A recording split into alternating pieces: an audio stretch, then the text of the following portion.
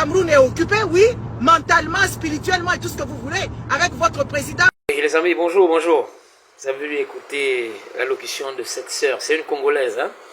C'est une Congolaise qui se dit très révoltée contre les influenceurs ou les personnes actives dans les réseaux sociaux, camerounais surtout, qui soutiennent le président Biya. Voici ce qu'elle dit. Elle dit, le Cameroun est occupé par votre papa, papi vieillot, qui ne donne rien à la jeunesse, qui ne donne rien aux enseignants, qui ne donne rien aux médecins. Je vais être un peu rapide. Hein.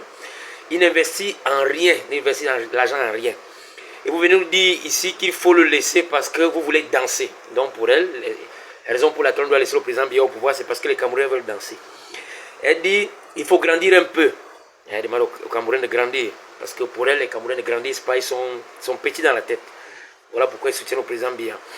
Elle dit encore, je vous ai trouvé d'une bassesse, d'une ignorance comme pas permis. Elle précise bien sa cible. Elle dit, à ceux qui sont sur la toile, vous applaudissez ce genre de choses, et pourtant c'est l'avenir de vos enfants qui est sacrifié, c'est l'avenir du pays qui est sacrifié. Bon, je vais d'abord m'arrêter là, parce qu'elle a beaucoup parlé. Je voulais vraiment rebondir à ce niveau, parce que je ne comprends pas pourquoi même les têtards, je dis bien les têtards de la chose, viennent s'insurger au colosse. Je ne sais pas si en Afrique centrale, quand on parle de l'influence, quel que soit le domaine, on peut compter le Congo. La dernière fois que le Congo a représenté l'Afrique centrale, c'est peut-être dans les années 70. Un pays complètement effacé comme ça. Mais il se donne quand même du courage de venir critiquer ceux-là qui s'imposent dans la sous-région. J'ai essayé de faire quelques recherches. Voici ce que j'ai découvert. À ma sœur congolaise, je vais te dire ce que tu ne savais pas. Hein?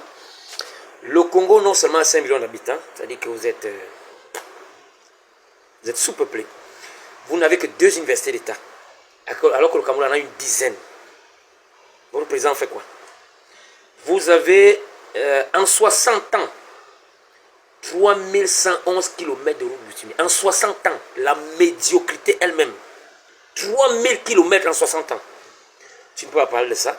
Mais tu vas venir parler du Cameroun qui a 10 535 km goudronnés en 2022. Pourtant, vous avez aussi un président là-bas. Tu ne peux pas aller critiquer ton président. Ce président camerounais que tu viens critiquer, jusqu'à lui manquer de respect, l'appeler papa, vieillot, vieilli, tout ce que tu racontes. Bon, je vais d'abord laisser là. Je vais d'abord m'arrêter à ce niveau. Je ne veux pas trop comparer les pays. J'ai seulement voulu te montrer que ton président ne fout rien. C'est un des plus médiocres présidents d'Afrique centrale.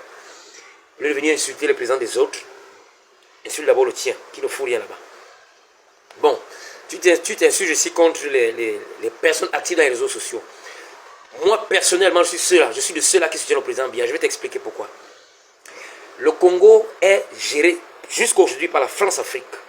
Il n'y a pas un seul Congolais qui a dû même être au courant de ça. Un peu endormi. Mais tu viens traiter les Camerounais d'ignorants. Alors que même dans la toile, les Camerounais sont ceux-là des plus éveillés. Observe bien les interventions des Camerounais dans la toile, que ce soit TikTok ou Facebook. Ils se démarquent toujours par leur intelligence, par leur manière à dénoncer certains faits. Alors que vous êtes des guignols, des vrais guignols sur la toile.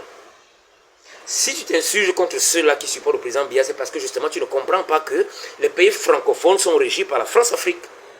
C'est un système qui a été mis sur pied par le général de Gaulle depuis le temps des proclamations d'indépendance. Je ne sais pas si tu es au courant de ça. Et que ton pays est encore rongé par ça. Et que c'est la France-Afrique qui vous gère.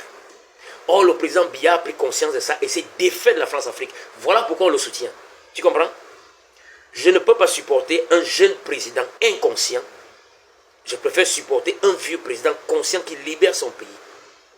Alors je te parle, alors je te fais cette vidéo. Sur 14 pays francophones, il n'y a que 4 qui sont démarqués de la France-Afrique, qui veulent prendre leur autodétermination.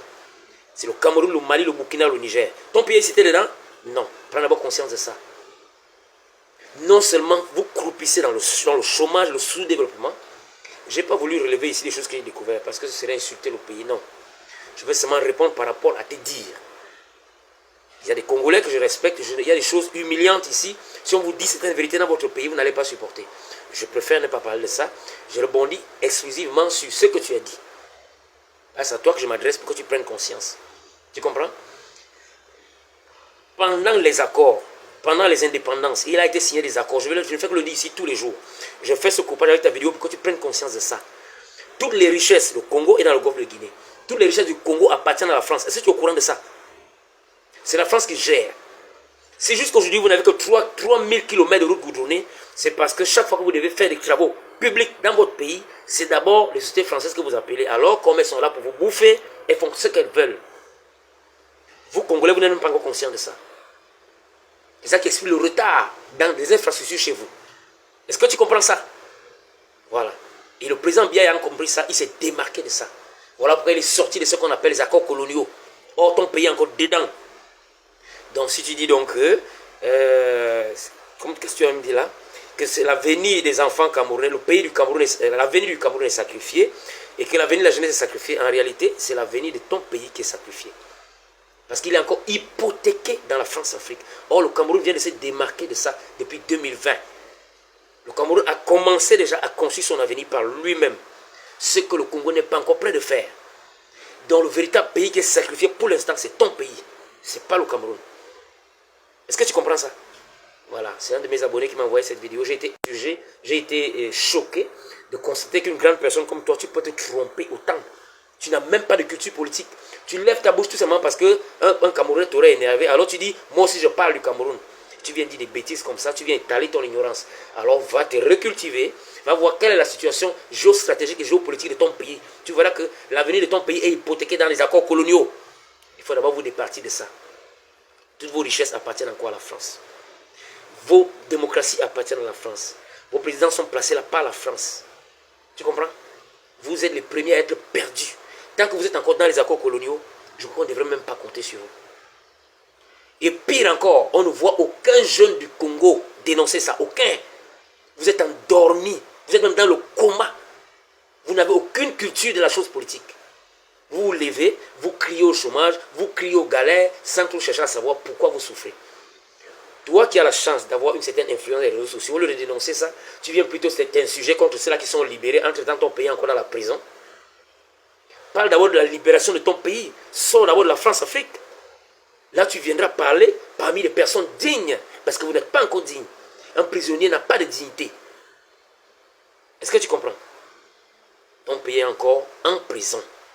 Alors bats-toi pour libérer d'abord ton pays. Tu ne peux pas venir t'insurger contre le Cameroun qui s'est libéré. Quand on sait que vous brillez par la médiocrité, vous ne représentez jamais l'Afrique centrale quelque part. Dans aucune discipline, vous êtes un pays effacé. Il n'y a pas de jeunes chez vous. Voilà Francis Ngannou, un Camerounais qui allait combattre. Il n'y avait pas de Congolais pour arriver aussi là-bas. Vous voyez dans quelle discipline? Même dans le football, vous êtes effacé. Quand vous vous émergez, vous venez gagner les trophées de la francophonie, l'UDEAC. Voilà votre niveau là-bas. Vous venez parler au Goliador, au Colosse, un poumon économique de l'Afrique centrale. Un peu de respect, hein? Et tout ce que vous voyez là, c'est le travail du président Biya, qui a su ingérer dans sa société l'esprit de compétitivité. Hein? Quand vous voyez les Camerounais exceller, c'est la compétition qui a été gérée dans la société camerounaise par le président Biya que vous voyez là. Voilà pourquoi on le maintient là, parce que c'est un vieux sage. Il pouvait se dire, je m'en fous, je sacrifie mon pays, ma vie est finie, non? Mais il se bat. Regardez récemment, il est parti jusqu'en Russie, malgré son âge, pour aller défendre les intérêts de la jeunesse, de ses enfants, de ses petits-enfants. Parce qu'il a compris qu'il faut désormais se démarquer de la France-Afrique, aller vers les BRICS. Vers les BRICS. Est-ce que tu comprends très bien? C'est l'avenir de ses enfants, des petits-enfants qu'il a fait. Il est arrivé là-bas, ton président aussi est arrivé, mais il a dit quoi? Il est seulement venu dénoncer comment on l'a empêché de prendre l'avion, comment... Ouais, ça. Tu vois la différence entre les deux chefs d'État? Le Cameroun a signé un accord militaire avec la Russie pour assurer sa défense et imposer le respect dans la sous-région. Ton pays aussi peut faire ça. Ton pays fait ça. Hein? On va vous renverser mal. Parce que vous êtes encore en prison. Et ma chère sœur, voilà. Ce que je voulais te donner comme petite information aujourd'hui. Quand on parle des influents en Afrique centrale, le Congo doit se taire. Même la Centrafrique qui a eu la guerre est mieux que vous. Vous comprenez ça? Taisez-vous, libérez-vous d'abord avant d'espérer ressembler au Cameroun. Et le Cameroun est libéré grâce au président que tu insultes là. C'est lui qui a libéré le Cameroun depuis le 26 décembre 2020.